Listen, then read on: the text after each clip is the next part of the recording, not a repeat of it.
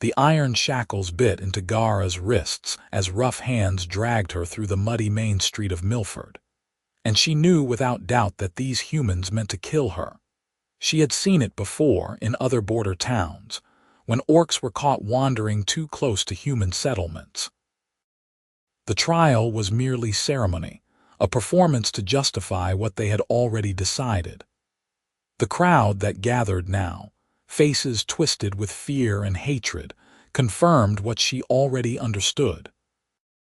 They shouted words like monster, savage, murderer, though she had done nothing but cross through their territory on her way north. "Get her in the hall," barked the man who seemed to be in charge, a grizzled older fellow with a sheriff's badge pinned to his chest. "We'll see what the magistrate says about orcs prowling our lands." Ghara stumbled as they shoved her up the wooden steps of what appeared to be a community hall. Her shoulder struck the doorframe, but she bit back any sound of pain. She would not give them the satisfaction of hearing her cry out. Her people, the Stone Ridge clan, had always taught that strength was everything. Even now, facing death in a hostile town full of humans who saw her as less than nothing, she would not show weakness. The interior of the hall was dim, lit by candles and the gray afternoon light filtering through dusty windows. Rows of benches lined either side of a central aisle, and already they were filling with townspeople eager to witness the spectacle. At the front of the room sat a desk where a thin man in dark robes shuffled papers with an air of self-importance. The magistrate, she assumed. They forced her to stand before him, still shackled, while the sheriff took his place to one side. "State your name," the magistrate said without looking up. "Ghara of Stone Ridge." Now he looked at her, pale eyes narrowing. "An orc clan. And what business does Stone Ridge have sending spies into human territory?" "I am no spy," Ghara said, keeping her voice level. "I was traveling alone, heading north to find work in the mountain settlements. I meant to pass through your lands peacefully."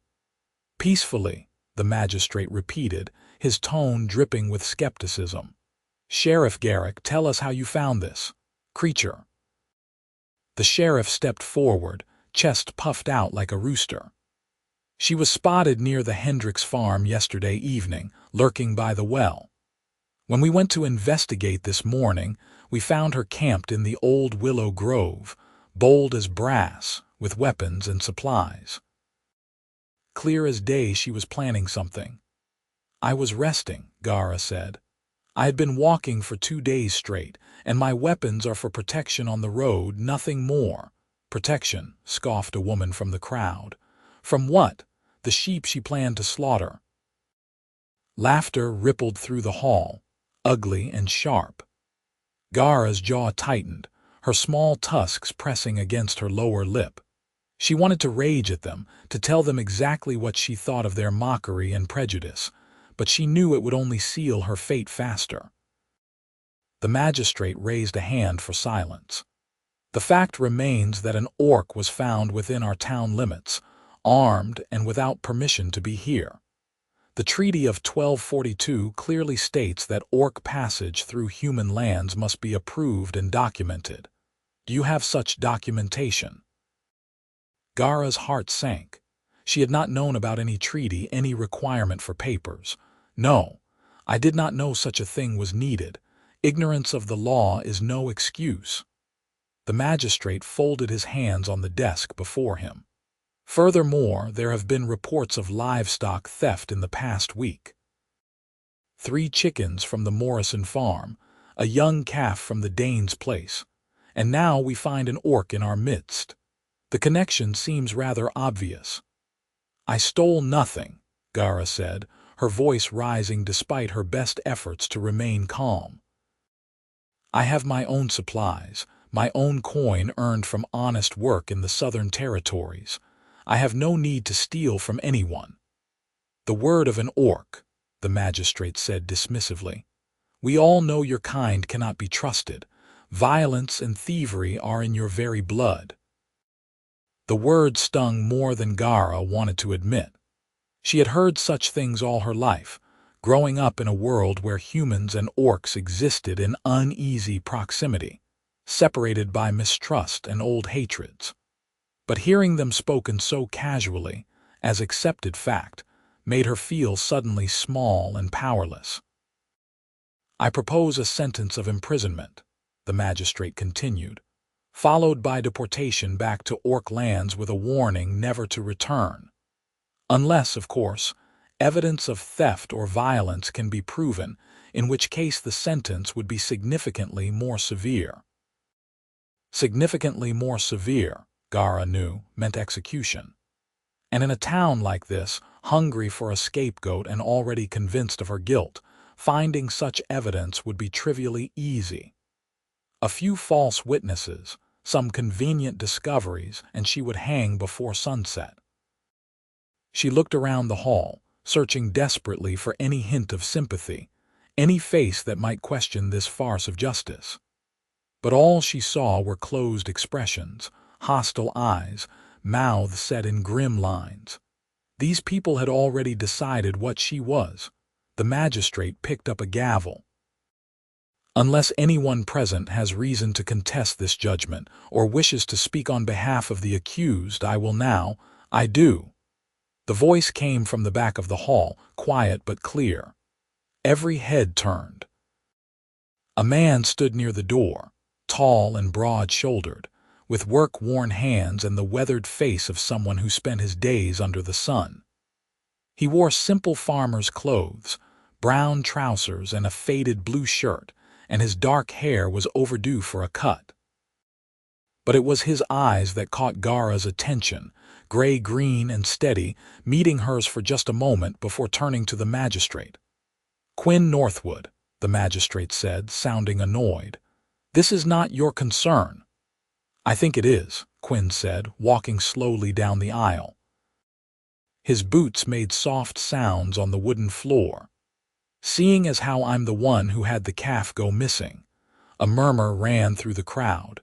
Ghara's stomach twisted. Was this man going to provide the false evidence they needed, claim she had stolen from him? Quinn stopped a few feet from where she stood, but he did not look at her. His attention remained fixed on the magistrate. "And I found her.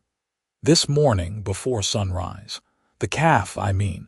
She had wandered through a broken section of fence down by the creek. Took me the better part of 2 hours to get her back to the barn." Silence fell over the hall. "You found your calf," the magistrate said slowly. "Yes, sir. Seems the Morrisons might want to check their fencing too before they go accusing folks of theft. Chickens are notorious for getting out when there are gaps in the wire." Quinn's voice was even, respectful, but there was steel underneath. "As for whether this woman stole anything, well, seems to me you would need actual proof before making such claims." Sheriff Garrick stepped forward. "Quinn, you don't know what you're talking about. This is an orc. They're dangerous." "She is an orc," Quinn agreed. "And she was sitting by a campfire cooking what looked like dried venison when I passed by the Willow Grove this morning. Seemed pretty peaceful to me. She even nodded a greeting." Ghara remembered that moment, the human who had walked past her camp just after dawn. She had tensed, expecting trouble, but he had simply acknowledged her presence and continued on his way. She had not realized he was observing her so carefully. "That proves nothing," the magistrate said. "She was still on our lands without permission." "Was she now?" Quinn rubbed his jaw thoughtfully. "Funny thing about that treaty you mentioned. I seem to recall it requires orcs to have documentation when traveling through settled areas. But the Willow Grove hasn't been settled in 15 years, not since old Anders died and his children moved east. And technically speaking, it sits on land that was never officially incorporated into Milford Township. So I'm not entirely sure the treaty applies to someone camped there." The magistrate's face reddened. "Are you seriously arguing legal technicalities to defend an orc?" I'm arguing that you cannot punish someone for crimes they did not commit and laws they did not break, Quinn said quietly. That is supposed to be what separates us from savages, is it not? Justice based on truth rather than prejudice. The word hung in the air. Prejudice. It was a direct challenge, and everyone in the hall knew it. This is highly irregular, the magistrate sputtered. You have no standing to. I am a landowner and taxpayer of this township, Quinn interrupted, his voice still calm but growing firmer. I have every right to speak at a public trial, and I am telling you, under oath if necessary, that this woman has done nothing wrong. She was traveling peacefully through unclaimed land. The supposed thefts have other explanations. You have no case. Ghara stared at him, utterly confused. Why was this human defending her? They had never met, never spoken. He owed her nothing. And yet he was risking the anger of his entire community to stand up for her. The magistrate and sheriff exchanged glances. The crowd had grown restless, muttering among themselves. Ghara could see the calculation happening. If they pushed forward with the trial now, with Quinn publicly contradicting their claims, it would look like exactly what it was, persecution rather than justice. Very well, the magistrate said at last, clearly furious but trying to maintain composure. In light of these revelations, I will reduce the charge to unlawful presence in human territory. The sentence is immediate deportation. She is to be escorted to the border and released, with the understanding that if she returns, imprisonment will follow. It was not freedom, not really, but it was life. Ghara felt her knees weaken with relief. Actually, Quinn said, I have another suggestion. Everyone looked at him. I have a large farm, more land than I can manage alone since my brother moved west. I could use help with the harvest coming up and with general maintenance. If Miss Ghara is willing, I would like to hire her as a farmhand. That would make her presence here legal, with a documented purpose and a human sponsor. The magistrate's mouth fell open. You cannot be serious. I am completely serious. Unless there is some law against hiring who I choose to work my own land. There was not, and they all knew it.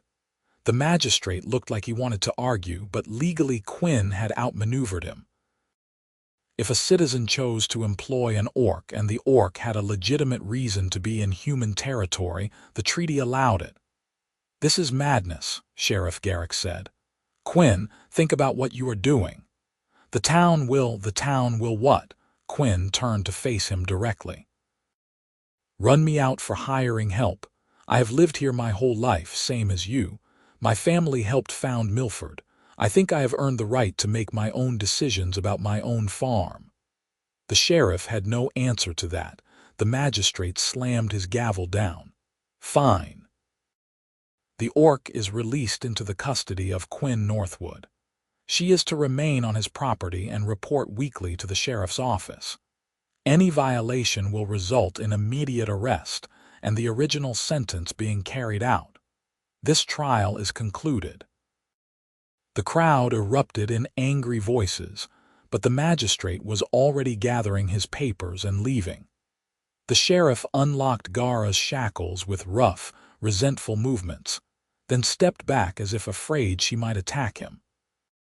Ghara rubbed her wrists where the iron had chafed them, trying to process what had just happened. She had been moments from imprisonment, possibly death, and now she was free. Because of this stranger, Quinn approached her carefully, keeping a respectful distance. I have a wagon outside. If you will come with me, I will take you to the farm and we can discuss the details of your employment. Why did you do that? The question burst out of her before she could stop it. You do not know me. You owe me nothing. His gray-green eyes met hers, and for a moment she saw something in them she could not quite name. Kindness, perhaps, or simply decency. You needed help, he said simply, and they were wrong. That seemed like reason enough. They walked together out of the hall, past the glaring townspeople into the cool afternoon air. His wagon waited nearby, pulled by two sturdy horses. Ghara's pack and weapons, confiscated when she was arrested, sat in the back. "They gave me your things," Quinn explained. "I told them I would make sure you did not cause trouble." Ghara climbed into the wagon, still feeling dazed. Quinn took the driver's seat and clicked his tongue to get the horses moving. As they rolled down the main street, people stopped to stare, their expressions ranging from confusion to outright hostility. "You have made yourself very unpopular," Ghara observed. "Probably," Quinn agreed. He did not sound particularly concerned, "but I suspect I will survive it." Milford has a short memory for most things. They rode in silence for a while, leaving the town behind.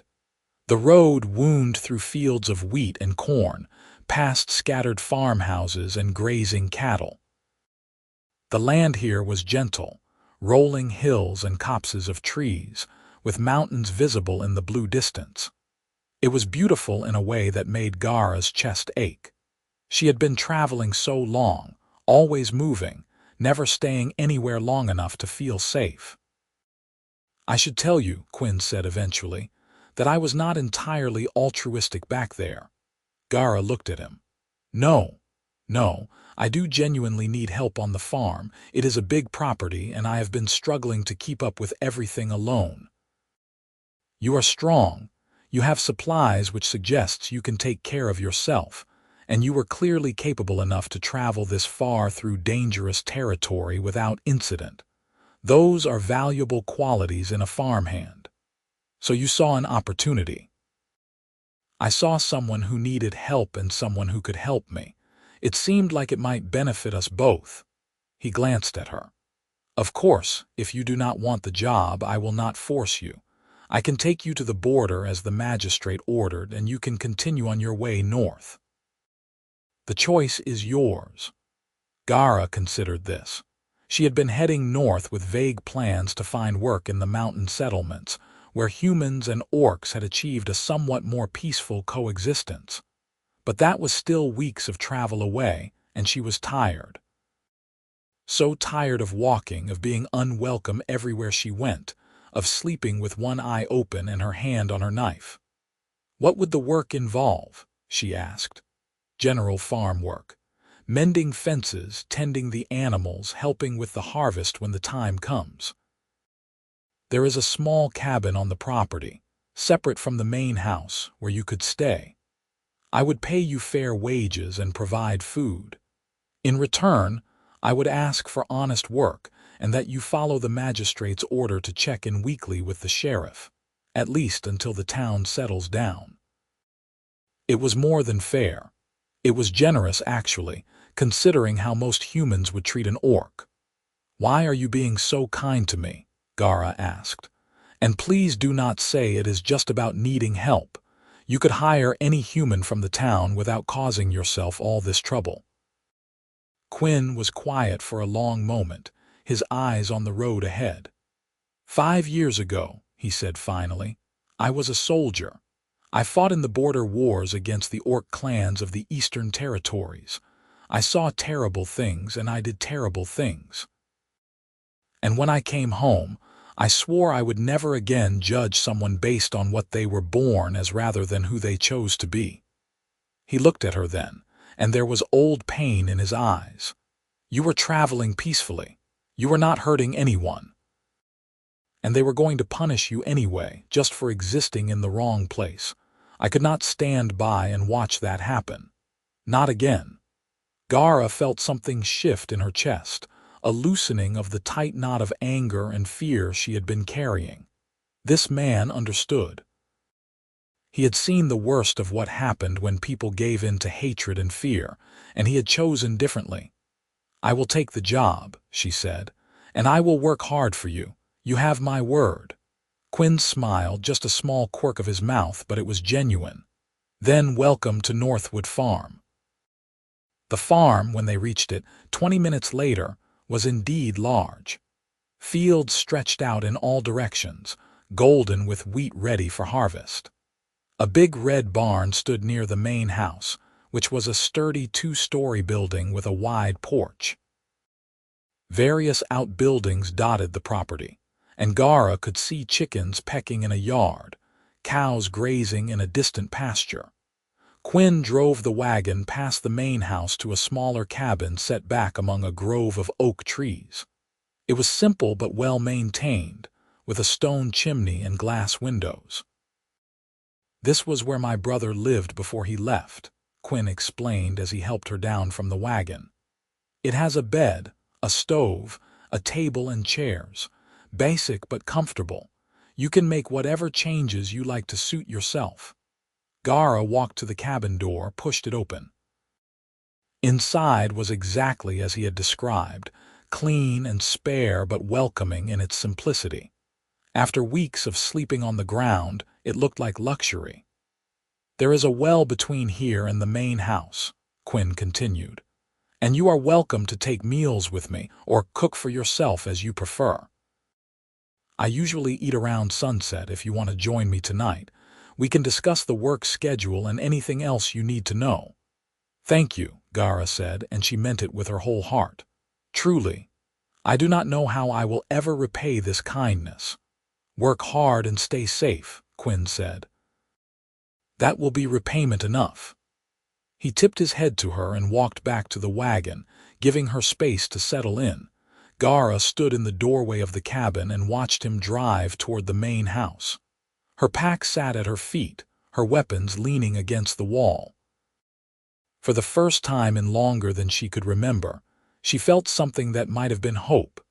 The first week passed in a blur of hard work and careful politeness. Quinn showed Ghara around the farm, explaining what needed to be done and leaving her to accomplish tasks as she saw fit. She mended the broken fence by the creek, mucked out the barn, helped move hay bales, and began learning the rhythms of the animals. Quinn was a good teacher, patient and clear in his instructions. He also gave her space, seeming to understand that she needed time to adjust to this new situation. They took meals together most evenings, sitting on his porch and eating simple food while discussing the next day's work. The conversations were practical, focused on tasks and logistics, but Ghara found herself looking forward to them anyway. He was easy to be around, she realized. He did not stare at her tusks or make comments about her green skin. He did not flinch when she moved too quickly or treat her like she was dangerous. He simply treated her like a person, a fellow worker, and that was more valuable than he could possibly know. On her first required visit to the sheriff's office, Quinn offered to accompany her into town. Ghara accepted gratefully. She was not afraid exactly, but she also had no desire to face the hostile townspeople alone. The visit was tense but brief. Sheriff Garrick glared at her, asked curt questions about where she was staying and what she was doing, and noted her answers in a ledger with obvious resentment. Several townspeople found reasons to walk past the office while she was there, staring openly. But no one caused trouble, perhaps because Quinn stood beside her the entire time, his presence a quiet reminder that she was not friendless. "That will get easier," Quinn said as they walked back to the wagon. "Once they realize you are not going to suddenly rampage through town eating their children, they will lose interest." "Do they really think orcs eat children?" Ghara asked, appalled. "Some of the more ignorant ones, yes. There are all sorts of ridiculous stories.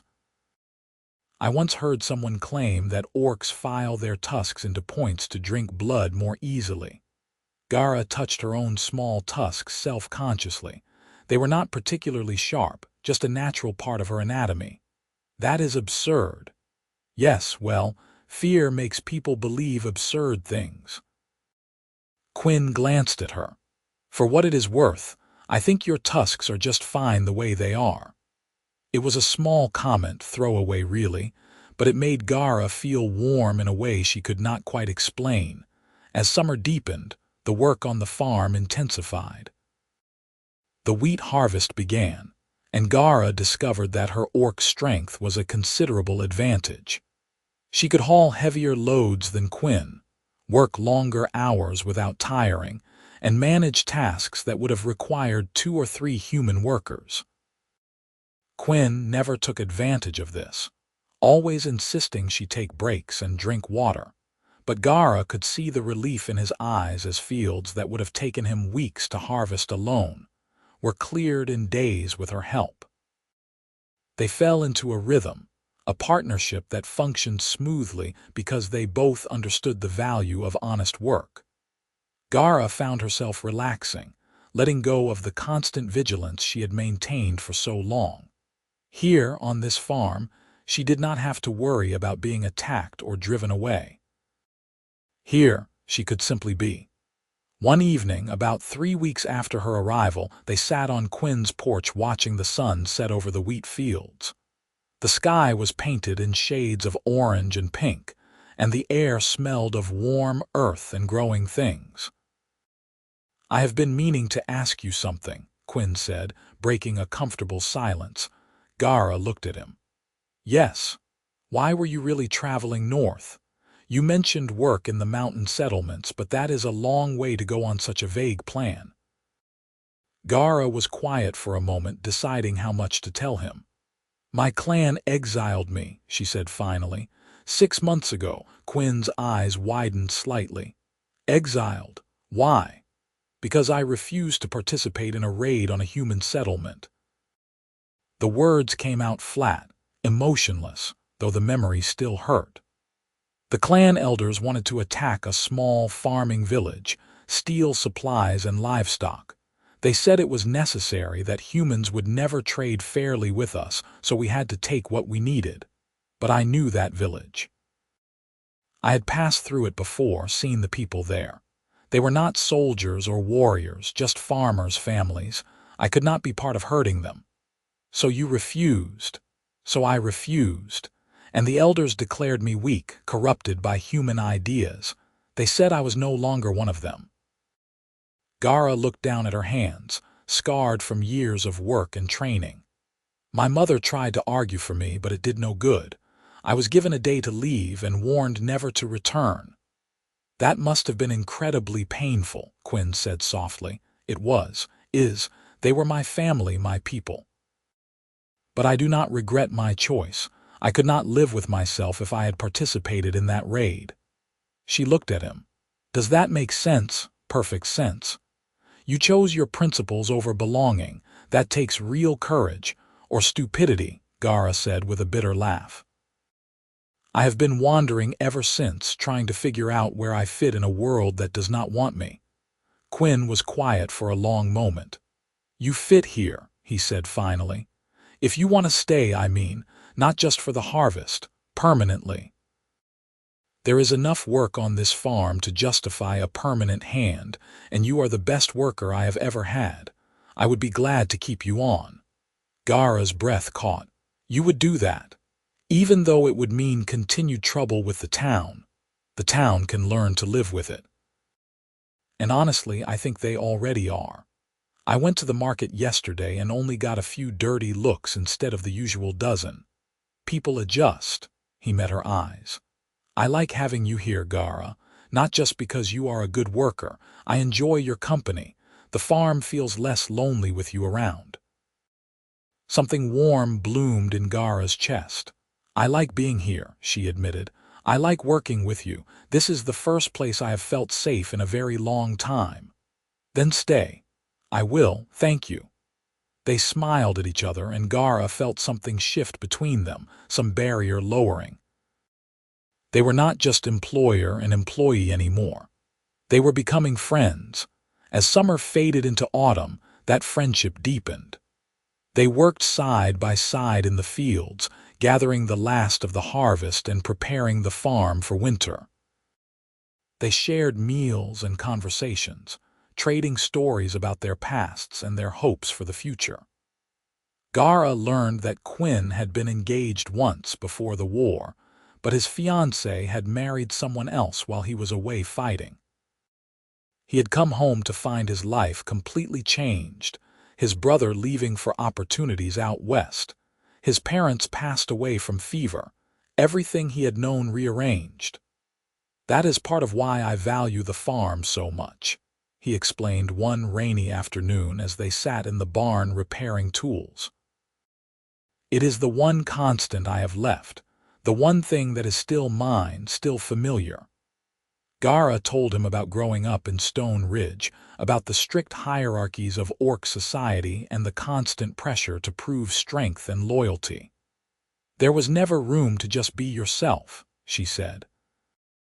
"You were always performing, always trying to fit the expectations of what an orc should be. It was exhausting." "And now?" Quinn asked. "Now I am just Ghara, not an orc, not a representative of my people, just myself. It is strange, but also freeing." Quinn nodded, understanding. "I felt that way when I came home from the war. I was not soldier Northwood anymore, not part of that machine. Just Quinn, trying to figure out how to live a normal life again." They worked in compatible silence for a while, the rain drumming on the barn roof. Ghara found her eyes drawn to Quinn more and more lately, noticing small things. The way his hands moved with such precision when he worked. The rare smile that softened his weathered face. The kindness in his eyes when he looked at her. She told herself it meant nothing. He was human, she was orc. Any feelings beyond friendship would be impossible, unwelcome. And yet the warmth in her chest when he was near refused to fade. October brought the first frost, and with it, trouble from town.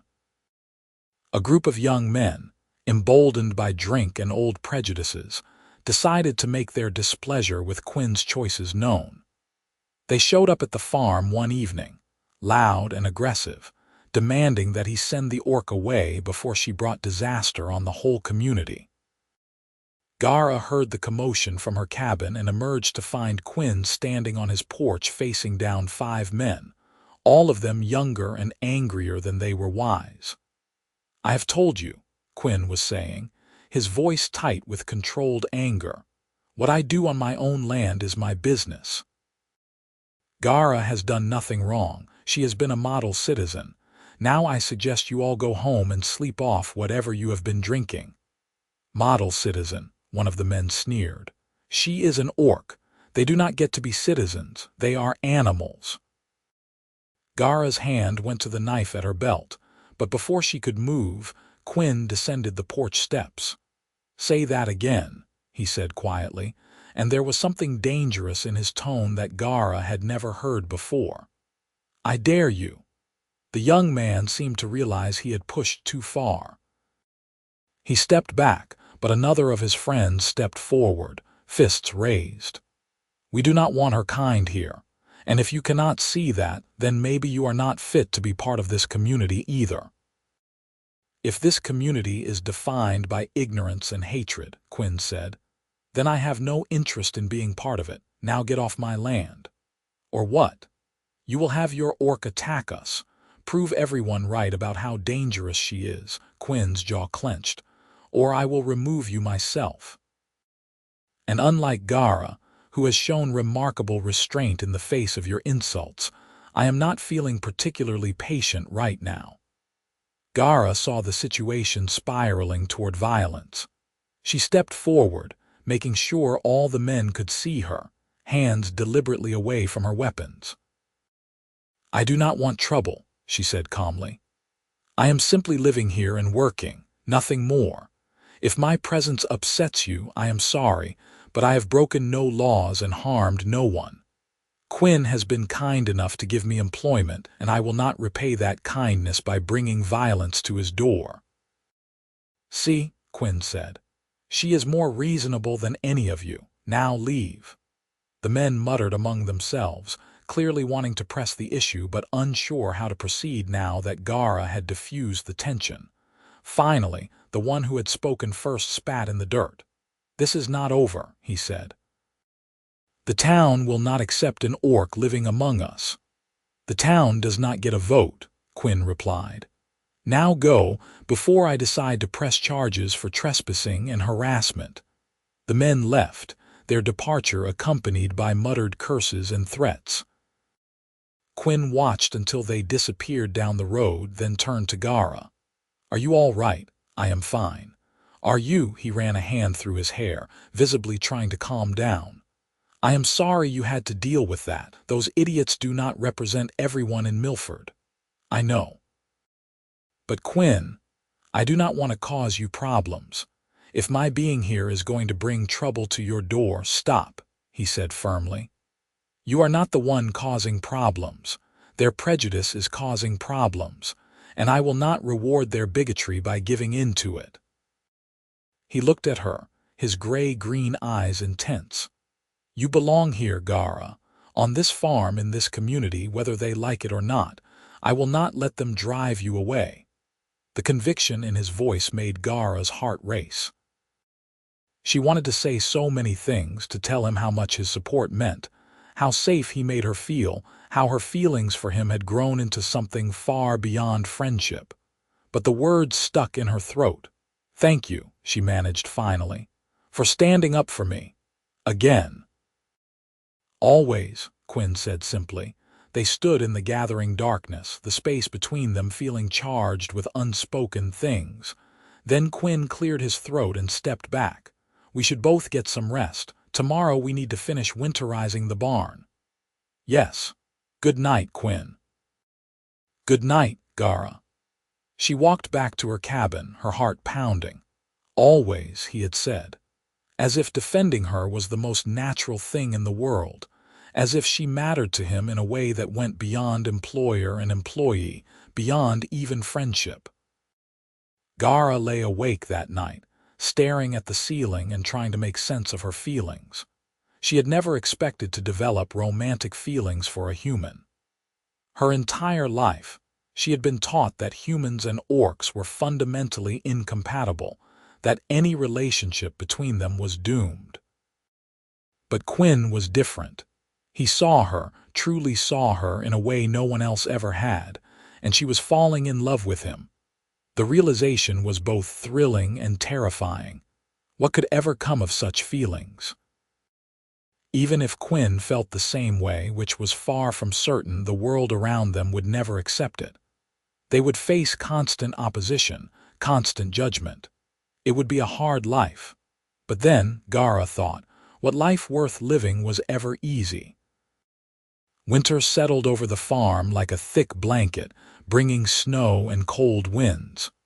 The work shifted to indoor tasks, repairing equipment, caring for the animals in the barn, chopping firewood. Ghara and Quinn spent more time together out of necessity, huddling near the stove in the barn while they worked, sharing thermoses of hot tea. The close proximity made Ghara increasingly aware of every small interaction. The brush of Quinn's hand against hers when they reached for the same tool. The way he looked at her sometimes, when he thought she was not paying attention. The concern in his voice when he noticed she was working too hard. She was not the only one whose feelings had changed. She could see it in the way Quinn found excuses to be near her, in the careful attention he paid to her comfort and happiness. He started leaving small gifts at her cabin door. A book he thought she might enjoy, fresh bread from his baking, wildflowers in early winter that must have been carefully preserved. But neither of them spoke of it. The weight of the world's expectations kept them both silent. In early December, Ghara's weekly visit to the sheriff's office brought news. Sheriff Garrick, looking deeply unhappy about it, informed her that since she had now been living peacefully in Milford for over 3 months with no incidents, the weekly reporting requirement was being reduced to monthly. "Magistrate's orders," he said sourly. "Seems he thinks you have proven yourself trustworthy. I still have my doubts." "I appreciate your honesty, Sheriff," Ghara said evenly. As they left the office, Quinn actually laughed. "That must have killed him to say. He has been waiting for you to mess up so he could feel justified in running you out of town. I have no intention of giving him that satisfaction." They stopped at the general store for supplies, and Ghara noticed something different. People still stared, still whispered, but the outright hostility had faded. A few people even nodded greetings, though they quickly looked away afterward. It was not acceptance, not yet, but it was a start. The shopkeeper, a middle-aged woman named Mrs. Patterson, was particularly surprising. "I hear you helped the Hendersons bring in their hay before the first snow," she said as she tallied their purchases. Megan Henderson mentioned it at the church social. Ghara blinked. Their son was sick, and Mr. Henderson was trying to do it alone. I was passing by and offered assistance. "Well, it was kind of you. Orcs helping humans." Mrs. Patterson shook her head. "Never thought I would see the day, but I suppose there is a first time for everything." It was not effusive praise, but coming from someone who had glared daggers at Ghara just months ago, it was significant. On the way home, Quinn was quiet, a small smile playing at his lips. "What are you thinking about?" Ghara asked. "That you are changing this town, whether they want to admit it or not. You are making them see that their assumptions were wrong." "I am just being myself." "Exactly. And yourself is someone worth knowing." He glanced at her. "I am proud to call you my friend, Ghara. Friend." The word should have made her happy. Instead, it felt like a limitation, a box around feelings that had grown far too large to be contained. That evening, as snow fell softly outside, Ghara sat in her cabin trying to read one of the books Quinn had given her. But the words blurred together, her mind unable to focus on anything except the impossible situation she found herself in. A knock at the door startled her. She opened it to find Quinn standing there, snow dusting his hair and shoulders. "Is something wrong?" she asked. "No, I just—" He hesitated. "Can I come in?" "Of course." He stepped inside, and Ghara noticed he was carrying something wrapped in cloth. He set it on her table, suddenly seeming nervous in a way she had never seen from him before. "I made you something," he said. "For the winter festival. I know you probably do not celebrate it the way we do, but I wanted you to have this anyway." Ghara unwrapped the cloth carefully. Inside was a carved wooden figure about 6 inches tall. It depicted an orc woman, strong and proud, with careful details that took her breath away. The small tusks, the pointed ears, even the determined set of the jaw. It was beautiful. "Quinn, this is." She could not find words. "I have been working on it for a few weeks. I thought you might like something that represents your heritage, something made with respect instead of fear." He rubbed the back of his neck. "If you do not like it, I understand." "I love it," Ghara said, her voice thick with emotion. "It is the most thoughtful gift anyone has ever given me." She looked up at him, and suddenly the space between them felt very small. Quinn was staring at her with an expression that made her heart race, something open and vulnerable and full of longing. "Ghara," he said softly. "I need to tell you something." "Yes," he took a breath. "These past few months, having you here, working with you, getting to know you, it has been the happiest I have been in years. You make everything better just by being around. You are kind and strong and funny and brave, and I look forward to seeing you every single day. And I know this is probably the worst idea I have ever had, and that the world will make it difficult if not impossible, but I cannot keep pretending that what I feel for you is just friendship." Ghara's breath caught. "Quinn, I am in love with you," he said, the words tumbling out. "I love how you hum while you work. I love your laugh and your determination and the way you are so gentle with the animals. I love that you chose your principles over your clan, that you refuse to compromise who you are. I love everything about you, and I understand if you do not feel the same way, but I needed you to know. I needed to be honest." For a moment, Ghara could not speak. Joy and fear warred within her. Then she stepped forward and took his hands in hers. "I love you too," she said, and watched his eyes widen with wonder.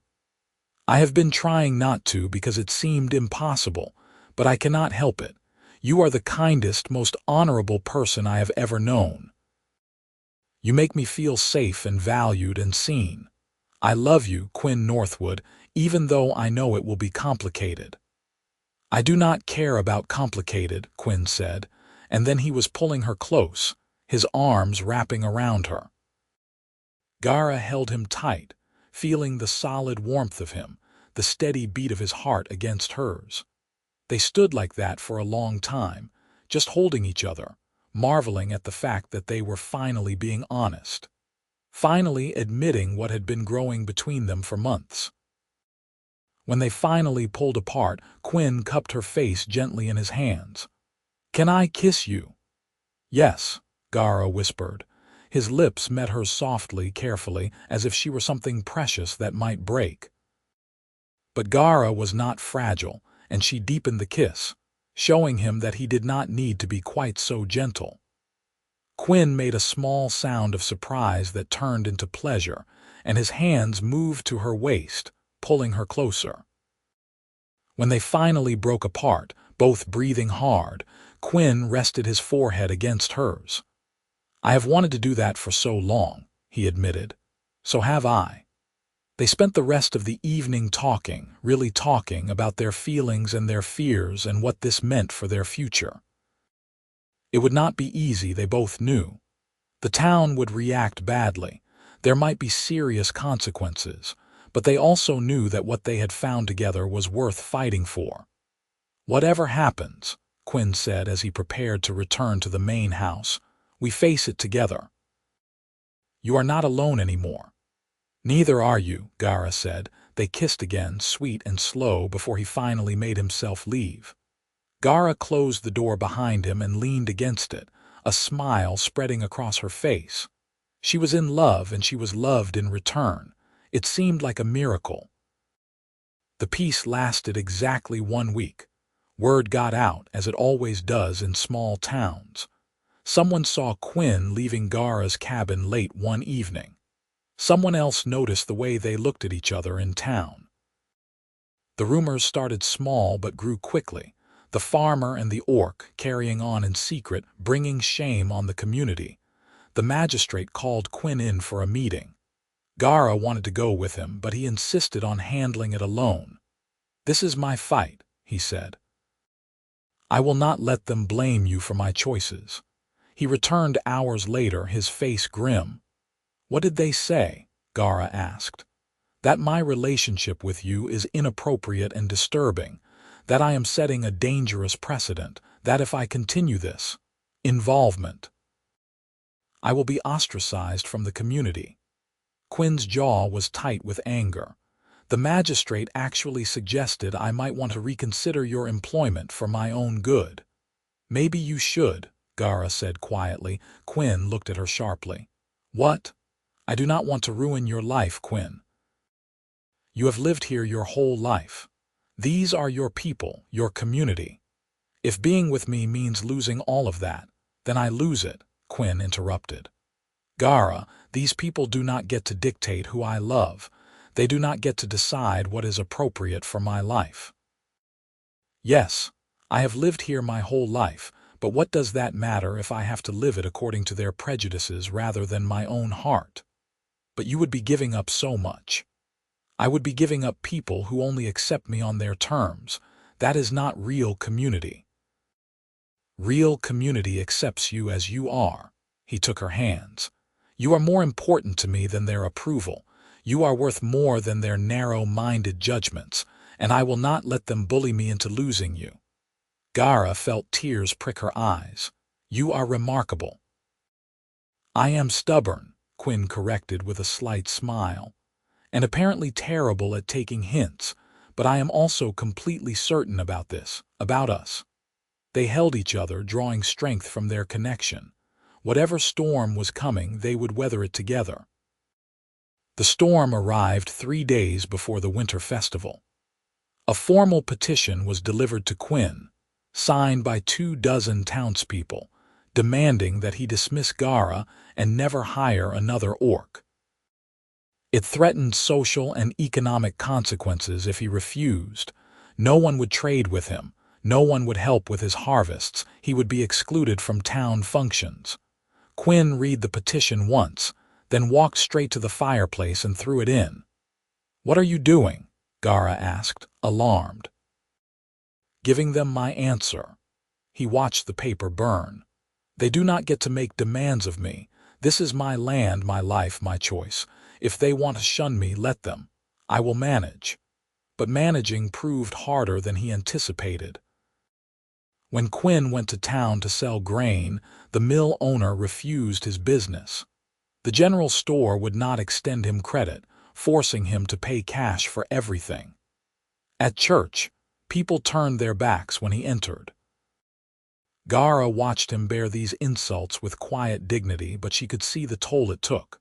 This was his home, and they were forcing him out of it bit by bit. "I can leave," she offered again one evening. "Go north like I originally planned. This is too much to ask of you." "You are not asking. I am choosing." Quinn's voice was firm. "And I will not change my mind, so please stop suggesting it." Ghara knew he meant it, but guilt gnawed at her. She had brought this trouble to his door, disrupted his life. The least she could do was help him find a solution. She started going into town more often, making a point of being visible and helpful. When the Hendersons' fence broke and their livestock escaped, Ghara spent an entire day helping round them up and repair the damage. When Mrs.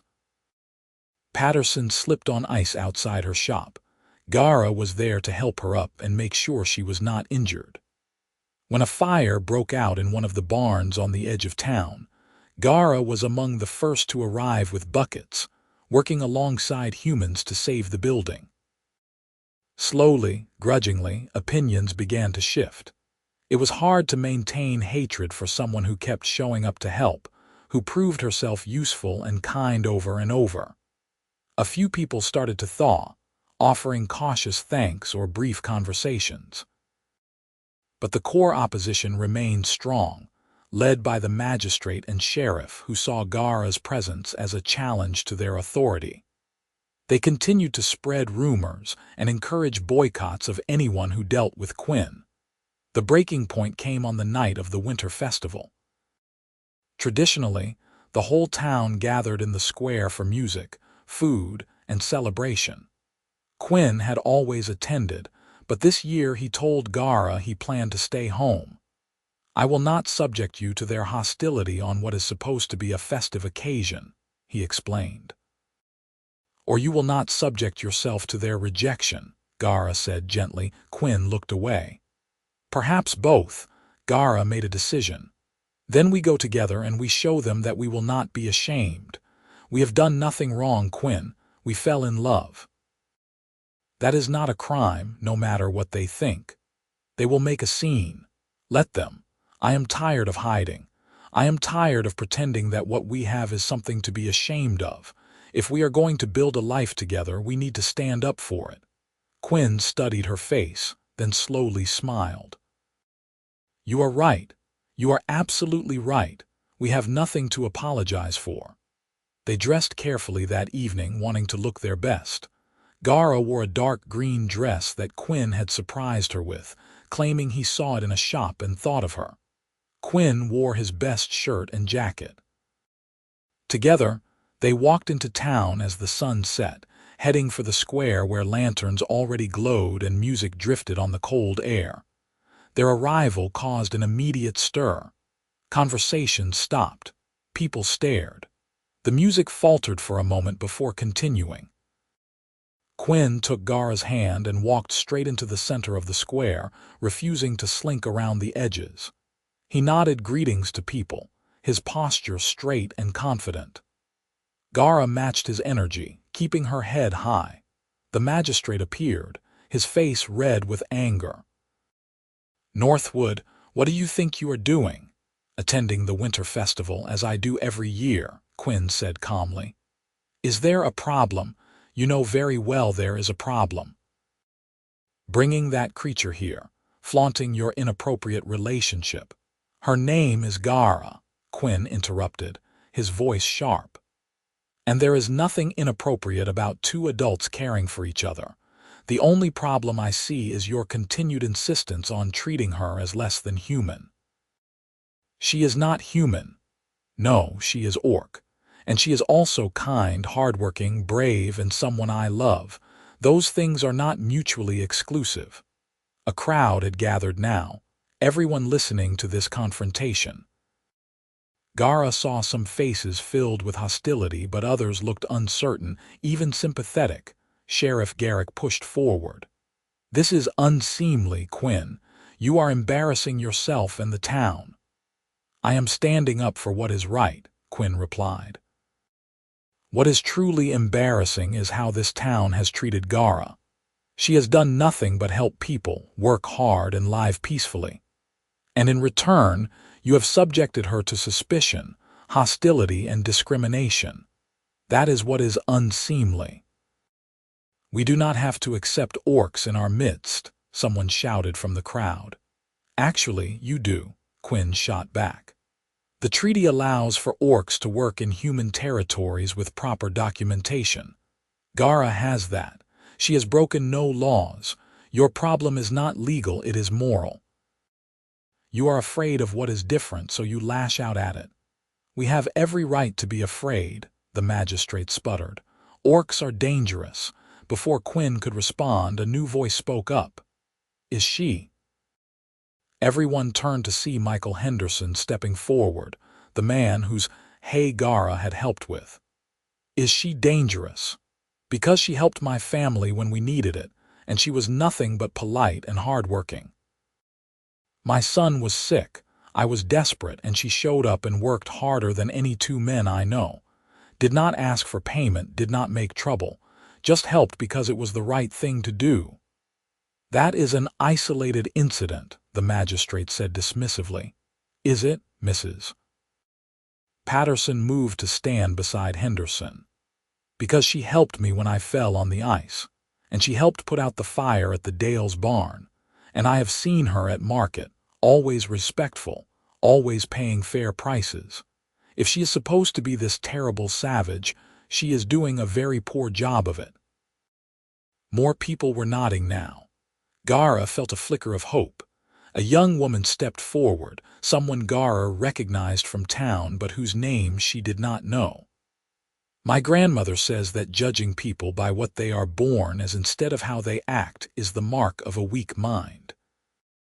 Ghara has shown more character and kindness than some humans I know. Maybe we are the ones who need to change, not her." "This is ridiculous," Sheriff Garrick blustered.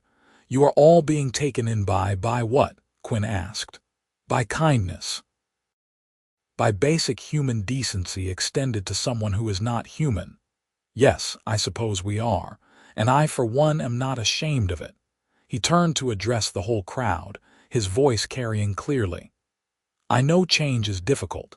I know many of you have been taught to fear and mistrust orcs your whole lives. But Ghara has proven over and over that those teachings are wrong. She is not your enemy. She is not a threat. She is just someone trying to live her life with dignity and peace, and she has made my life immeasurably better just by being in it." He looked at Ghara, his eyes warm. "I love her. Completely and without reservation. And I am asking you, as my neighbors and fellow citizens, to give her a chance. Get to know her, see who she really is. I think you will be surprised." Silence fell over the square. Ghara held her breath, waiting. Then Michael Henderson spoke again. "I am willing to give her that chance. She has earned it far as I am concerned." "Me too," Mrs. Patterson added, slowly, hesitantly. Others began to nod or murmur agreement. Not everyone, not by a long shot. The magistrate and sheriff still looked furious, and plenty of people in the crowd remained hostile. But enough had spoken up to shift the atmosphere from unanimous condemnation to actual debate. It was not acceptance, not yet, but it was possibility. The festival resumed, awkwardly at first, then with growing normalcy. Quinn and Ghara stayed, and to Ghara's amazement, people actually approached them. Some just nodded politely. Others engaged in brief conversations. A few even thanked Ghara for her help with various tasks over the past months. It was far from perfect. There were still stares and whispers. Several people made a point of avoiding them, but it was progress, real and tangible. As they walked home later that night, Ghara felt lighter than she had in months. That was terrifying, she admitted. But necessary, Quinn said. We could not keep living in the shadows, hoping people would just eventually come around. We had to make them confront their prejudices directly. You think it worked? I think we started something. Changed some minds, at least. The rest will take time. He squeezed her hand. But we have time. We have a whole future ahead of us. Ghara stopped walking and turned to face him. The moon was bright overhead, casting silver light across the snowy landscape. Quinn Northwood, you are the bravest man I have ever known. I am not brave, I am just in love. He pulled her close. You make me want to be better, to do better. You make me believe the world can change. They kissed there in the moonlight, not caring who might see, celebrating the small victory they had won together. Winter deepened, and life on the farm settled into a new rhythm. Quinn and Ghara no longer hid their relationship, and while this earned them continued disapproval from some quarters, the opposition was no longer universal. Quinn's boycott quietly ended as farmers realized they needed his grain and he needed their trade. Social interactions remained somewhat strained but functional. More importantly, Ghara noticed a shift in how she was treated individually. When she went to town, people addressed her by name more often. Shopkeepers engaged in small talk. Children no longer ran from her in fear, though their parents still watched carefully. It was not perfect, but it was progress. One frozen January morning, Ghara woke to find Quinn at her door, looking nervous and excited in equal measure. I need to show you something, he said. Can you come to the main house? Curious, Ghara followed him through the snow. Inside, he led her to the sitting room where a fire crackled cheerfully in the hearth. On the mantel sat a small wooden box she had never seen before. My grandmother left this to me, Quinn explained, taking down the box. She was unconventional by the standards of her time. She married for love rather than advantage, and my grandfather was from a different country, spoke a different language. Their marriage was considered scandalous. But they were happy together for 40 years. He opened the box to reveal a simple silver ring with a small blue stone. This was her wedding ring. My grandfather had it made specially for her, because all the rings in the shops were too fancy for her tastes. She wanted something simple and real. Quinn took the ring out, holding it carefully. Before she died, she told me to give this to someone who understood what real love was. Someone who knew it meant choosing each other every day, even when the world made it difficult. Ghara's heart was pounding so hard she was sure Quinn could hear it. Ghara, he said, his voice shaking slightly. I know we have not been together that long in the traditional sense, and I know the world will continue to make things complicated for us. But I also know that I want to spend my life with you. I want to wake up every morning and see your face. I want to work beside you, laugh with you, build a future with you. I want to face whatever comes, knowing we are facing it together. He knelt down on one knee and Ghara's breath caught. Will you marry me? Tears were streaming down Ghara's face, but she was smiling wider than she ever had in her life. Yes, she said, her voice breaking with emotion. Yes, absolutely yes.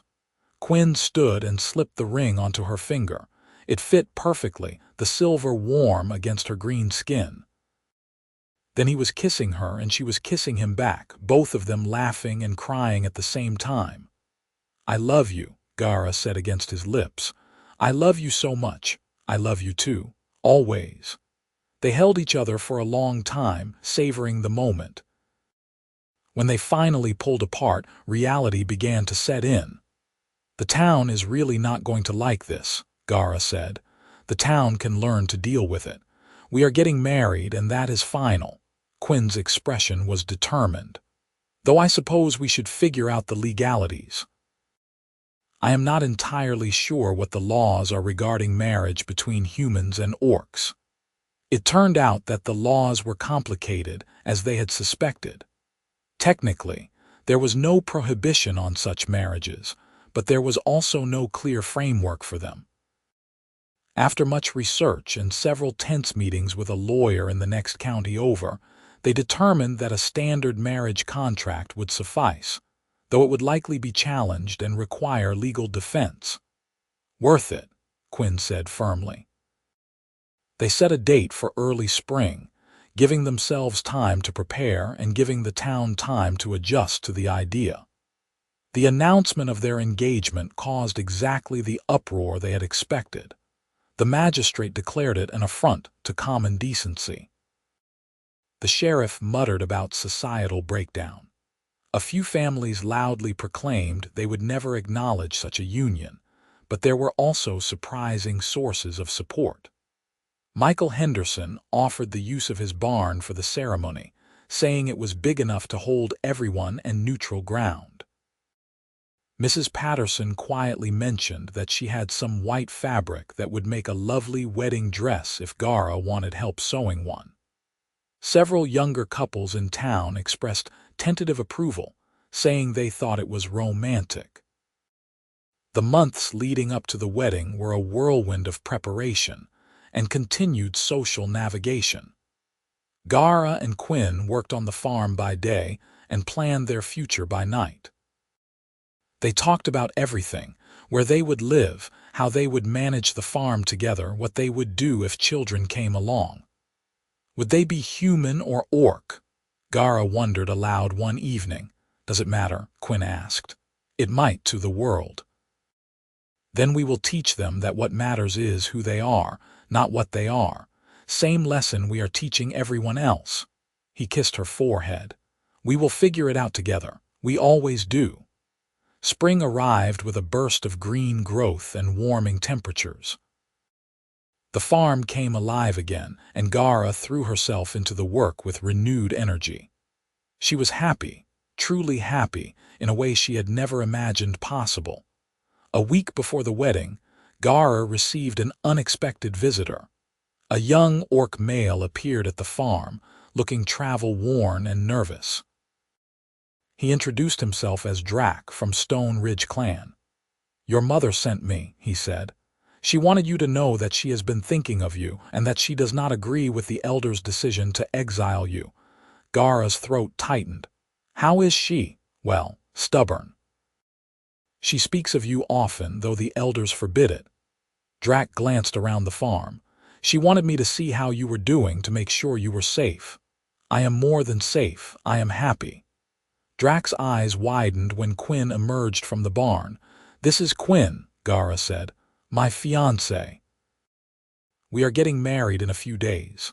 "You are marrying a human?" Drac looked shocked. "I am. He is a good man, the best I have ever known. He stood up for me when no one else would." Drac was quiet for a long moment, clearly struggling with this information.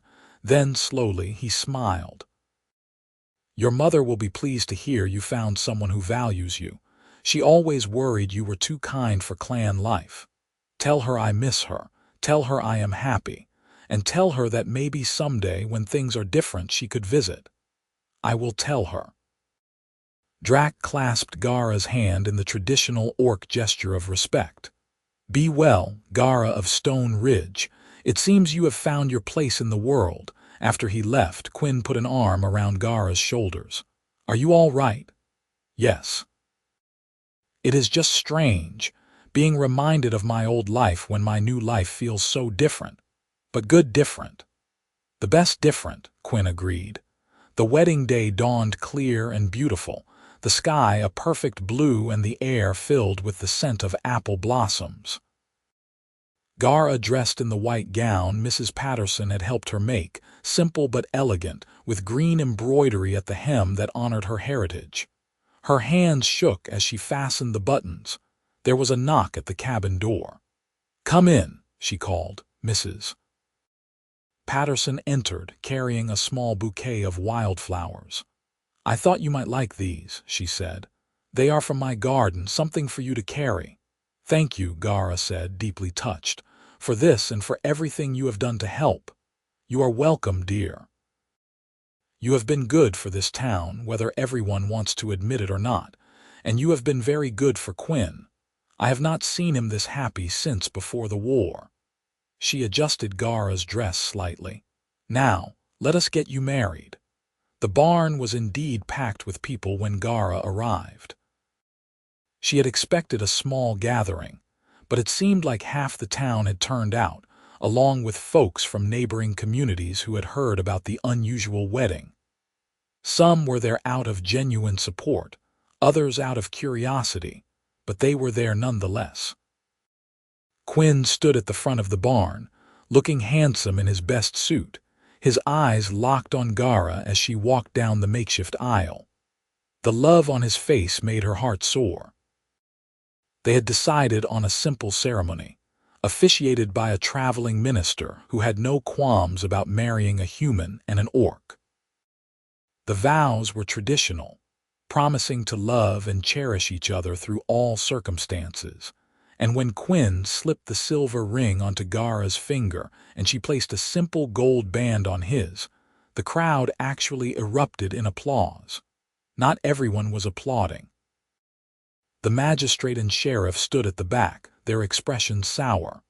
A few families had walked out during the ceremony, but far more stayed, and their support, however tentative, meant everything. "I now pronounce you husband and wife," the minister said with a smile. "You may kiss your bride." Quinn did, thoroughly, to cheers and laughter from the crowd. When they finally broke apart, both grinning like fools, he whispered, "Hello, Mrs. Northwood." "Hello, Mr. Northwood," Ghara whispered back. The celebration that followed was joyful and surprisingly warm. People came up to offer congratulations, to shake Quinn's hand, to nod respectfully to Ghara. There was food and music, and when Quinn led Ghara in a dance, several other couples joined them on the barn floor. As the sun set and lanterns were lit, Ghara found herself standing outside the barn with Quinn, looking up at the stars. "We did it," she said wonderingly. "We actually did it. Did you doubt we would? Maybe a little. The world seemed so against us." "The world is changing," Quinn said.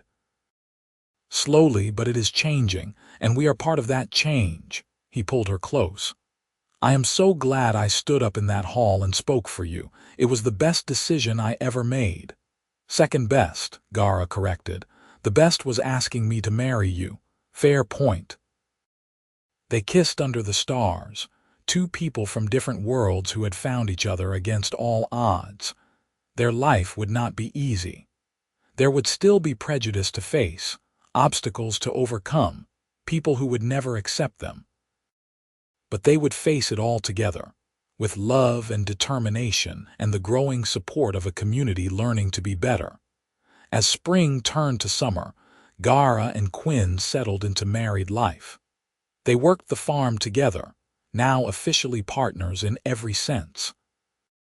Word of their successful union spread, and surprisingly, they began receiving visitors from other communities.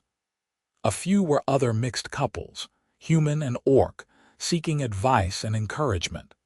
Others were simply curious, wanting to see for themselves that such a relationship could work. Ghara found herself becoming something of an unofficial ambassador, bridging the gap between humans and orcs through simple, honest conversation. She spoke at community gatherings when invited, sharing her story and challenging people's assumptions.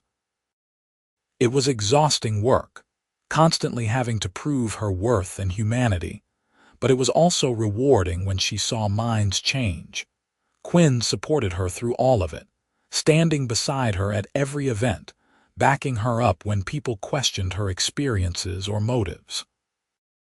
Together, they were far stronger than either could have been alone. 1 year after their wedding, Ghara discovered she was pregnant. The news filled them both with joy and trepidation. They had no idea what to expect from a child of mixed heritage, and they knew the child would face unique challenges in a world still learning to accept differences. But when their daughter was born in the spring, healthy and perfect, all their fears melted away. She had Quinn's gray-green eyes and Ghara's green-tinted skin, small tusks just beginning to show, and a powerful pair of lungs that kept them up many nights. They named her Arya, meaning song, because her cry was the sweetest sound they had ever heard. The town's reaction to Arya was surprisingly positive. Perhaps it was hard to maintain prejudice in the face of a baby's innocent smile.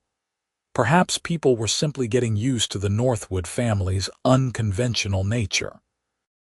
Whatever the reason, Arya was welcomed by most, cooed over at market, given gifts by neighbors. "She is going to change the world," Quinn said one evening, watching his daughter sleep peacefully in Ghara's arms. "She already has," Ghara replied. "Just by existing, she proves that love can transcend any boundary." 2 years later, a son joined their family, this time with more human features but Ghara's pointed ears and strong build. They named him Owen, and he was as energetic and curious as his sister was thoughtful and gentle. The farm prospered under their joint management. Ghara's strength and Quinn's knowledge combined to make them one of the most productive farms in the region. They hired help during harvest seasons, including both human and orc workers, creating a space where everyone was treated fairly regardless of their heritage. Other orcs began settling in the area, encouraged by Ghara's success and the slowly changing attitudes of the human population. The integration was not always smooth, but it was happening. And with each peaceful interaction, each friendship formed across species lines, the old prejudices weakened a little more. Milford itself transformed over the years. The magistrate retired and was replaced by a younger, more progressive official who saw diversity as strength rather than threat. Sheriff Garrick eventually admitted, grudgingly, that Ghara had never caused any trouble and maybe he had been wrong about her.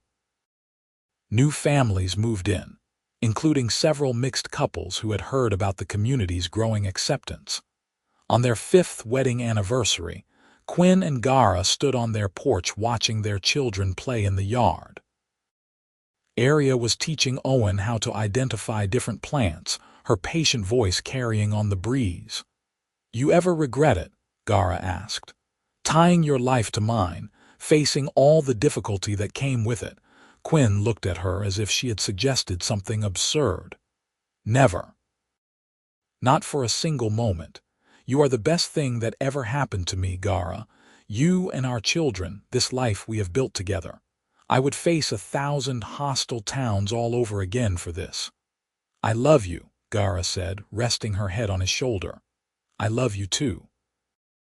Always have, always will." They had started as an orc woman facing trial and a quiet farmer who stood up for her, but they had become so much more, partners, parents, pioneers in their own way. Their love had challenged a community to grow, to question its assumptions, to become better. And while the world still had a long way to go, while prejudice and fear still existed, their little corner of it had transformed. From a town that dragged an orc woman to trial, had emerged a community learning to embrace difference, to value character over appearance, to measure people by their actions rather than their species. Ghara thought back to that day in the hall when she had stood in shackles certain she would die, and Quinn had risen to speak for her. That single act of courage had changed everything. It had saved her life, yes, but it had also set in motion a chain of events that changed countless lives. Love, Ghara had learned, was not just a feeling. It was a choice, made again and again, to stand up for what was right even when it was hard. It was Quinn choosing to defend a stranger. It was both of them choosing each other despite the obstacles. It was their community slowly choosing acceptance over fear. As the sun set over Northwood Farm, painting the sky in shades of orange and gold, Ghara felt a deep sense of peace. She had found her home, not just in this place, but in the family they had built, in the love they shared, in the future they were creating together. The town had dragged her to trial intending to destroy her.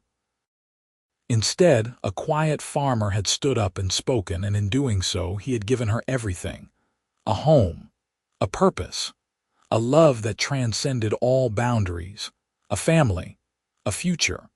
And as their children's laughter echoed across the fields, Ghara knew that this was just the beginning. The world was changing, one heart at a time, one courageous choice at a time. And she and Quinn would keep doing their part, keep building bridges, keep proving that love was stronger than hate. Together, they had created something beautiful from what should have been a tragedy. Together, they would keep nurturing that beauty, growing it, sharing it with all who were willing to see it was.